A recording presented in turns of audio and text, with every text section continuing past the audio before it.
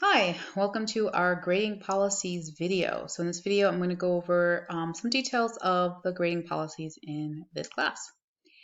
So before I begin, I just wanted to talk about the purpose of grades. Why do we have them? And it all kind of depends on who you are. So for students and families, one way that you use grades as a mark of academic accomplishments. And so that helps you to do things like pass or graduate throughout the years.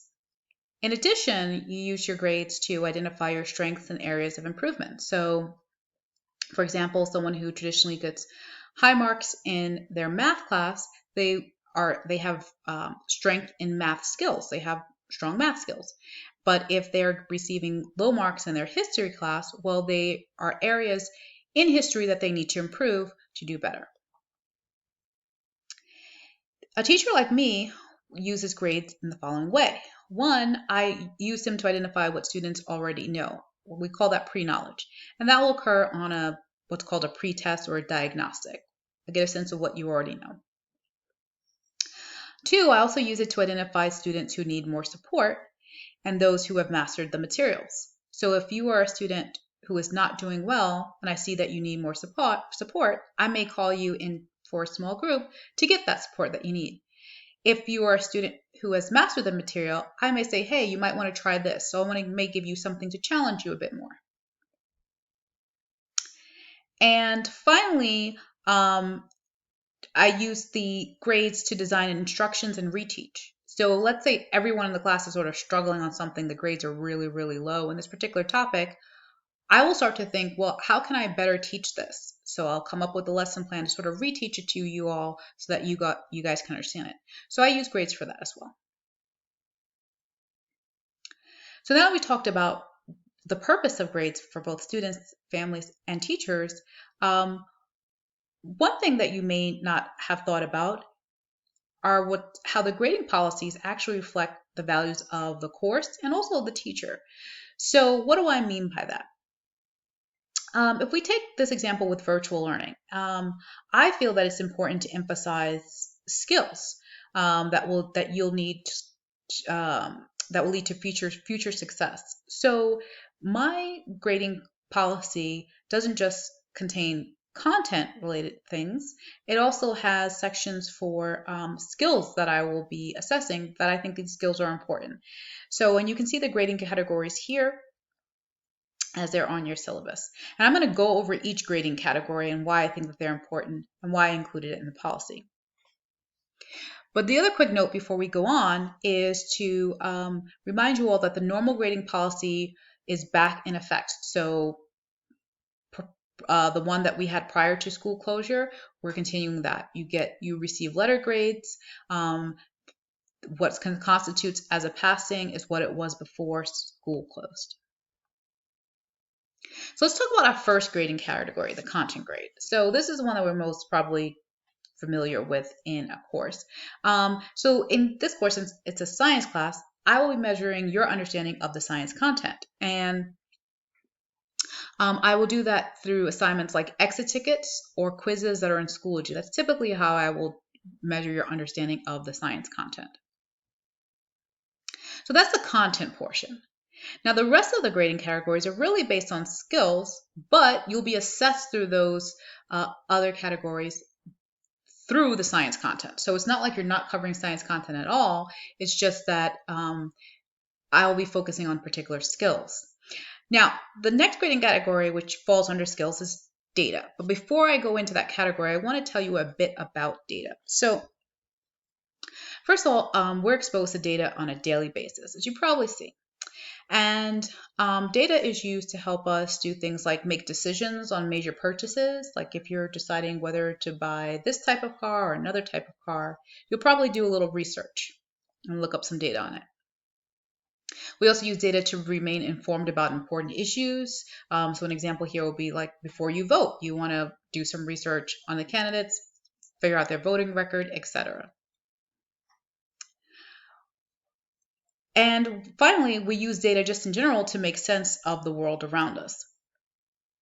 So in order for you to be able to use data in this way, you need to know how to do a few things with data. First, how to collect it, either experiment or through research. You also know how to, you'll need to know how to report it. And when I say report it, I'm talking about if you're collecting it or doing it the research, record it and organize it in a way that makes sense to you. You'll have to analyze and interpret that data to figure out what it means, and then draw some conclusions from that. So that's what you'll need to do in order to interact with data. So now let's talk about the data grading category. This is going to measure your ability to collect, report, analyze, and draw conclusions from the data. And assessments that will focus on data would be things like labs, of course, so any labs that you do, but then also there will be data-driven activities. So they may not be labs, but I'm really wanting you to focus on the data here. So those activities will be assigned under data. And whatever I assign an activity, I'll let you know whether it's graded as data or content, etc. The next category is literacy and communication. So let's define what literacy is. It is the ability to read, write, and communicate in a specific group or discipline.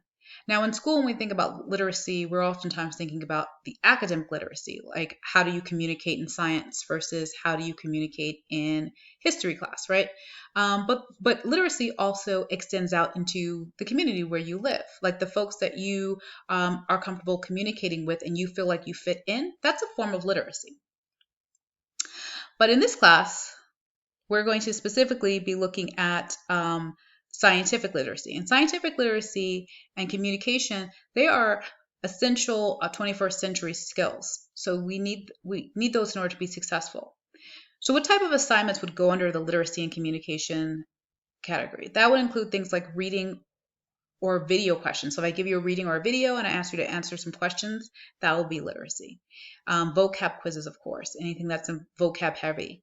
And our claim, evidence, and reasoning essays, or CER essays, would also go under communication.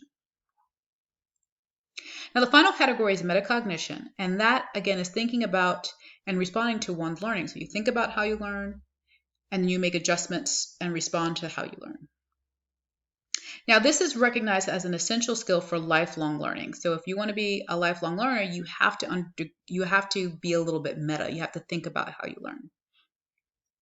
Now, any assignment where you are engaged in practicing skills to improve or enhance your learning will go under metacognition. And that will include your notebook, because you're recording notes, and either when you're recording or when you're reviewing what you wrote, you're undergoing metacognition. Class discussions, reflections, and assessment corrections or responding to feedback. So if you do an assessment and I requiring that you make corrections or reflect on your process, that will go under metacognition. And then finally, goal setting. So if you have a goal setting activity and it's graded, it will go under metacognition. So now we looked at the categories. Let's look at our overall grade here. So each grading category contributes 25% to the overall grade, as you can see. Now, individual assignments within a grading category may have a higher weight within that category. For example, let's say you a quiz, which is a more challenging assignment, that will weigh more than an exit ticket. And thus the quiz will have a greater impact on your content grade. However, the content grade will still only contribute 25% of your overall grade. So how do I determine the grading categories? That's going to be determined in the following way. So first of all, some assignments may have elements that apply to multiple grading categories. A good example of that will be the claim, evidence, reasoning, or CER essay. Because when you're writing your claim, evidence, reasoning essay, you're going to need to use data, and you're also communicating. So which one would I put that under? Is it data or is it communication? And what I do in these cases is I will put the assignment under the category based on either the purpose of the assignment or the dominant activity within the assignment, whatever you're doing the most of. In the case of a CER, what you're doing the most of is communicating, so that will go under communication rather than data, even though you do use data in your CER. All right, let's talk about academic dishonesty. So there's a little cute cartoon here, but what I want you to focus on is that you are not to receive unauthorized aid, whether that's from a person or from Google or whatever, on any assignment.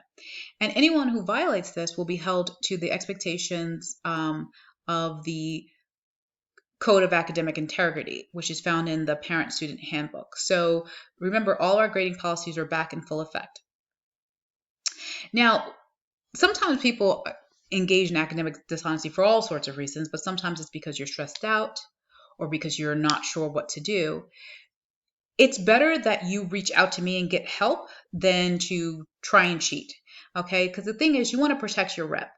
If you, or your reputation, protect your reputation.